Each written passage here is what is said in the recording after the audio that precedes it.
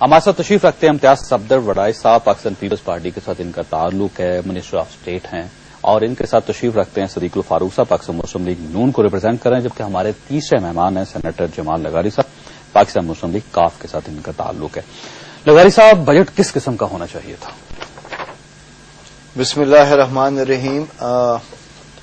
IMF के इस किस्म के भारी शराइत और पलंदों के बाद मैं तो नहीं समझता कि ये किसी लिहाज से भी अवाम एक्सपेक्ट कर रही थी कि ये अवाम की फलाह व बहबूद के लिए बजट होगा। अवाम को मालूम था कि हुकूमती वज़रा, हुकूमती वजीर आजम साहब जो ये नवीदें सुना रहे हैं कि नहीं, ये बजट अवाम की फलाह के लिए बजट आएगा, उसके बरअक्स इसका आना नागुज़ीर था।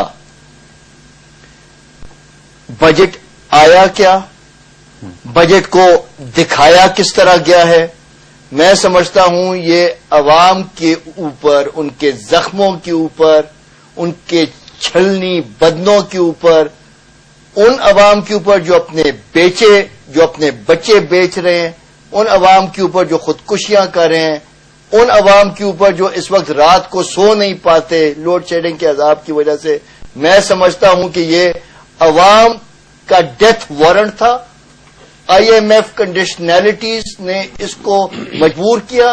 हुकूमत बेचारी बिल्कुल बेबस हो चुकी है और मैं समझता हूं कि मैं सलाम पेश करूंगा जो मौजूदा वजीर खजाना को, इसलिए नहीं कि वो हमारे दौर का वजीर खजाना था, इसलिए कि उसमें कम से कम इतनी जुर्रत जरूर थी कि उसने अपनी मुदब्बिराना जो उन्होंने अपनी तकरीर की, और आप क्या समझते हैं कि उनका जो इतना एतमाद उस तकरीर में झलक रहा था, वो कहां से झलक रहा था? आपकी वजह से था? नहीं, वो इसलिए था कि उनको गारंटी दी गई है कि आप इक्तिसादी डिसिप्लिन कराएं और हम आपको सपोर्ट करेंगे उसके अंदर। गारंटी किससे? ये ना वजीर आजम साहब की तरफ से गारंटी थी, ये ना सदर साहब की तरफ से गारंटी थी, और मैं खोल के कहूंगा ये चीफ ऑफ आर्मी स्टाफ के एक टेलीफोन कॉल करने के बाद उन्होंने ये मनसब संभाला है। वो मान ही नहीं रहे थे दुबई में वो उस वक्त थे। अच्छा, क्योंकि इम्तियाज सफदर वड़ाई साहब हमारे साथ तशरीफ रखते हैं। तीन चीजें इम्तियाज साहब, एक तो उन्होंने कहा कि डेथ वारंट है, ये बजट नहीं है। दूसरा, वजीर खजाना जो है वो इन्होंने आपको फराहम किया है, इनकी मेहरबानी है। तीसरा, उन्होंने कहा कि वो वजीर खजाना इसलिए बने कि आर्मी चीफ ने फोन करके उनको कहा था कि बन जाए। बिस्मिल्लाहिर्रहमानिर्रहीम। जमाल लगारी साहब क्या बादशाह आदमी है, जो मर्जी कह दें उनका क्या है।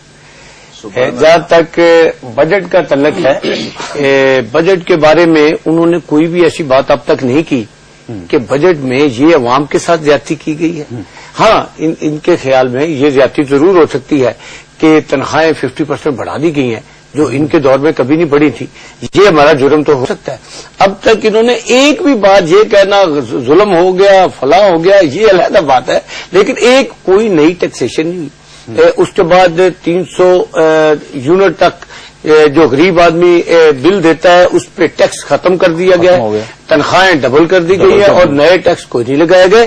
और ये एक भी तनकीद ऐसी नहीं कर सके कि बजट पे प्रपोजल पे कोई कहे कि ये है आपके पास अभी तक नहीं। मैं इजाजत दे रहा था, मैं तो पूरा ये तो भाई तमहीद थी भाई, बात तमहीद बांधी भाई, मेरी बात तो पूरा पलंदा पड़ा है भाई, मेरी बात तो मुकम्मल होने।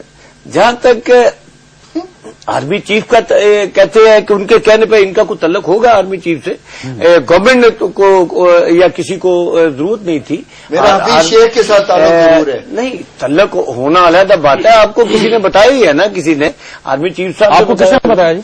तो ये मैं नहीं समझता। वो हफीज शेख साहब के साथ उस वक्त मौजूद खाना खा रहे थे, मेरे कुलीग हैं, काफ लीग के सबका एक वजीर है जो हफीज शेख के साथ दुबई में खाना खा, नाम तो बता देना, उन्होंने मुझे बताया। क्या फर्क? मैं उनका नाम मुनासिब नहीं समझता, उन्होंने मुझे बताई थी, लेकिन बात का जो मंबा था वो मैंने आपके सामने। सेनेटर से हम ये तो नहीं करते, हमारे भाई हैं کہ سنی سنائی باتیں یہاں آ کے میں قوم کو سنائیں. میں سمجھتا ہوں کہ ایسی ایک بات کرنی بھی نہیں چاہیے. ایک آرمی چیف کے خلاف ایسی بات بلا وجہ وداؤٹ اینی گراؤنڈ کوئی وجہ ہی نہیں. انہوں نے آپ ایسی بات کیوں کرتے ہیں؟ صدیق فاروق صاحب کو شامل کریں. صدیق صاحب آپ کو صدیق صاحب کو شامل کرنے دیں.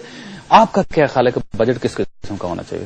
آپ نے بڑی خوبصورت تمہید باندھی اور آپ نے کہا کہ یہ موجودہ حکمران جو ہیں کیا سید عمر فاروق جیسا کوئی نظام حکومت لا سکتے ہیں. ان میں یہ احساس پیدا ہو سکتا ہے کہ یہ باقی جو انسان ہیں ہم ان کے محافظ ہیں اور ہم ان کے برابر ہیں. ہم پر کچھ ان کی ذمہ داریاں ہیں. میں یہ سمجھتا ہوں کہ علامہ اقبال نے یہ کہا ہے کہ آج بھی ہو جو براہیم کا ایمان پیدا آگ کر سکتی ہے انداز گلستان پیدا. بالکل ٹھیک. آپ بجٹ پہ آ جائیں. میں اب بجٹ پہ آ رہا ہوں. وہ یہ ہے کہ جس بجٹ میں وزیر اعظم ہاؤس اور ایوان صدر کے اخراجات 15% بڑھ جائیں اور 25 لاکھ روپے روزانہ وہ اپنے اوپر خرچ کریں اور دوسروں کو یہ کہیں کہ آپ قربانی دیں, آپ لوگ جو ہیں یہ ملک کے لیے تیار ہو جائیں, آپ لوگ جو ہے مل کے کام کریں, ہم اکانومی کی آگے لے کے جائیں گے. لیکن خود دی سنو میلٹس فرام دی ٹاپ کہ عمر فاروق کی بات جب آئی قحط پڑا تو انہوں نے گھی کھانا بند کر دیا. ان کا چہرہ سیاہ ہو گیا. لوگوں نے کہا کیا؟ انہوں نے کہا جب تک میرا عام شہری وہ کھانا جو میں پہلے کھاتا تھا نہیں کھا سکتا میں نہیں کھاؤں گا. کیا نہیں کھا رہے؟ میں آپ کو بتاؤں کولسٹرول کی وجہ سے گھی استعمال نہیں کرتے. یہ ایک مطلب ہے دلچسپ بات آپ نے کی. لیکن یہ 25 لاکھ روپے اپنے خرچے جو ہیں ایک دن کے یہ لوگ میں سمجھتا ہوں کیسے دیں گے بجٹ اور کیسے عوام کا خیال رکھیں؟ وہ لوگ جن کے دور میں کرپشن بڑی ہو, وہ لوگ جو وعدہ توڑنے والے ہوں, وہ لوگ جن کی گورننس انتہائی پور ہو, وہ لوگ جو اکانومی, وہ لوگ جن کی پوری ٹیم نے 2.25 سال میں کچھ, وہ لوگ جن کی ترجیحات الٹ ہوں. یعنی اس ملک میں بجلی نہ ہونے کی وجہ سے صنعتیں بند ہو رہی ہیں, کاروبار بند ہو رہا ہے, روزگار نہیں مل رہا, خراب ہو رہا ہے, ہماری ایکسپورٹس کم ہو رہی ہیں, بربادی ہو رہی ہے. لیکن ان کی ترجیح یہ ہے کہ ہم اقتدار میں رہیں, ہم گورنر راج نافذ کر دیں, ہم سپریم کورٹ کے فیصلے پر عمل درآمد نہ کریں. کیسے وہ لوگ بجٹ دے سکتے ہیں عوام دوست؟ آپ کی باتیں بڑی دلچسپ ہیں, آپ کی بھی اور سینیٹر جمال لغاری صاحب کی بھی. جواب ظاہر امتیاز صاحب وڈائے صاحب نے دینا. ایک چھوٹا سا میں نے وقفہ لینا. میں پہلے معذرت چاہتا ہوں فیصلات کے مواصلاتی رابطے کی وجہ سے, اس میں کمزوری کی وجہ سے ہم پروگرام وقت پر نہیں سٹارٹ کر سکے, لیکن پروگرام ہوگا پورا انشاءاللہ تعالی. ایک چھوٹی سی بریک لیں گے, بریک کے بعد واپس آتے ہیں.